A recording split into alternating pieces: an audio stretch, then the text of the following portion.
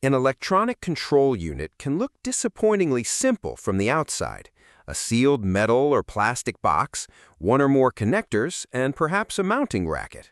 But remove the cover and the box becomes a complete embedded computer built to survive electrical noise, vibration, temperature changes, and the unpredictable conditions of a vehicle. The first idea to understand is that an ECU is not the same thing as a microcontroller.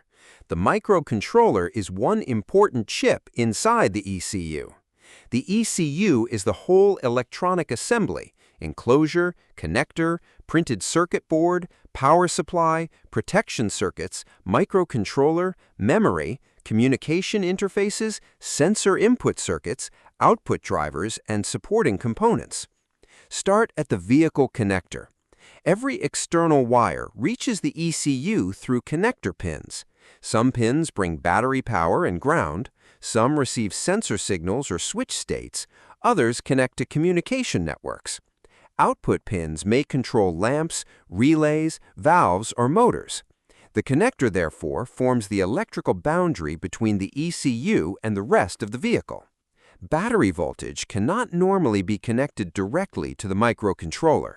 Vehicle power can contain transients, reverse polarity risks, voltage drops during engine cranking, and disturbances by motors or switching loads.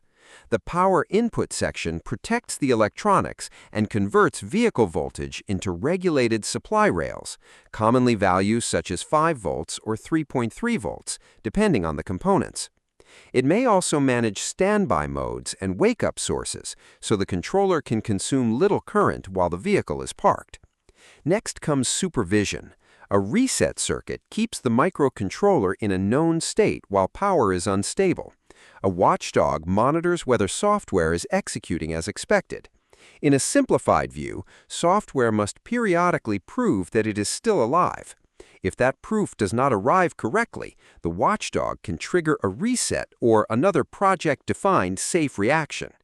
The exact supervision strategy depends on the ECU design and safety requirements. At the center of many classical ECUs is a microcontroller.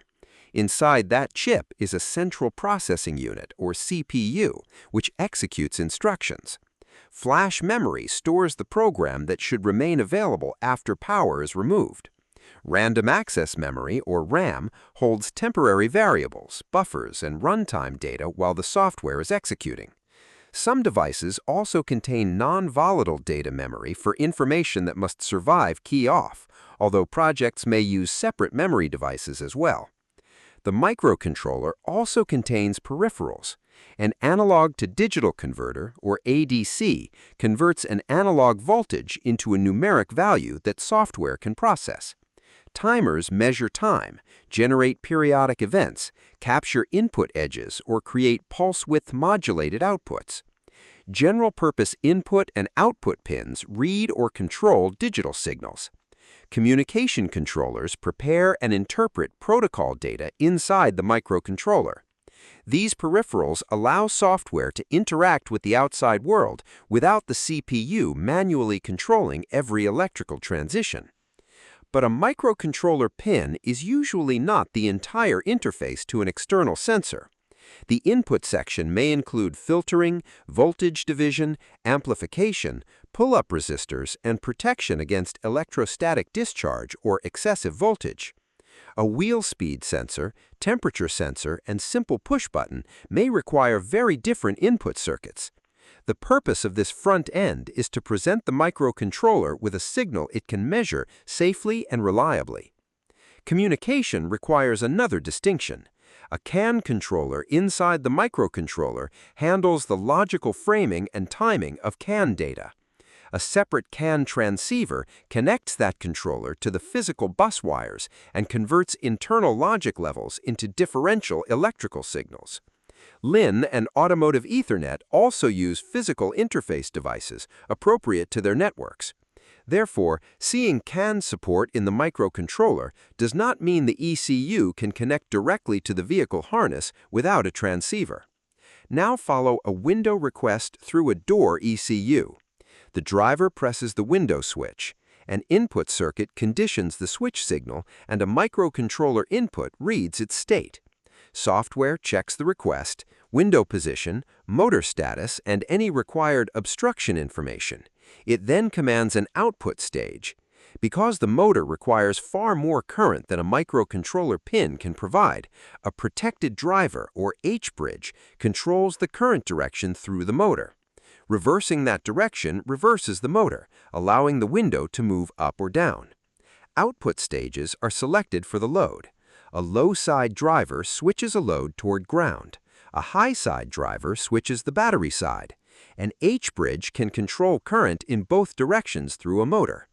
Other ECUs may use specialized gate drivers, injector drivers, or valve drivers.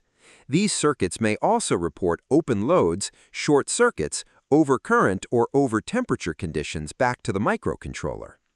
Around these major blocks are clock components, decoupling capacitors, resistors, oscillators, diagnostic measurement points, and sometimes separate security or safety devices. A debug and programming interface allows firmware to be loaded and engineers to inspect software during development. Production access is controlled according to project security and manufacturing requirements. The printed circuit board connects all these parts through copper tracks and multiple layers. Component placement matters because high current outputs, sensitive analog inputs, communication lines, and processor clocks can interfere with one another. The enclosure, seals, and connector design protect the assembly from its intended environment, while thermal paths help move heat away from power components. Not every ECU uses the same enclosure or contains every block we have listed. A small sensor node, a door controller, and a high-performance domain controller can look very different. This is where AUTOSAR will later connect software to hardware. In AUTOSAR Classic, application software, the runtime environment, and basic software run on a microcontroller. At the lower part of basic software, the microcontroller abstraction layer contains drivers that access microcontroller hardware and its peripherals. For now, the important point is that software architecture does not remove the hardware. It provides controlled interfaces for using it. If an interviewer asks what is inside an ECU, begin by separating the complete ECU from the microcontroller. Then describe the flow. Protected and regulated power keeps the electronics alive. The microcontroller executes software from memory. Input circuits and communication transceivers bring information in. Output drivers control physical loads, and supervision, diagnostics, thermal design, and the enclosure help the system operate reliably. The sealed box is no longer mysterious. It is a carefully connected chain of power, computation, communication, and actuation. The next question is how the card detects physical conditions and turns commands into movement. That takes us to Lesson 3, Sensors and Actuators Explained.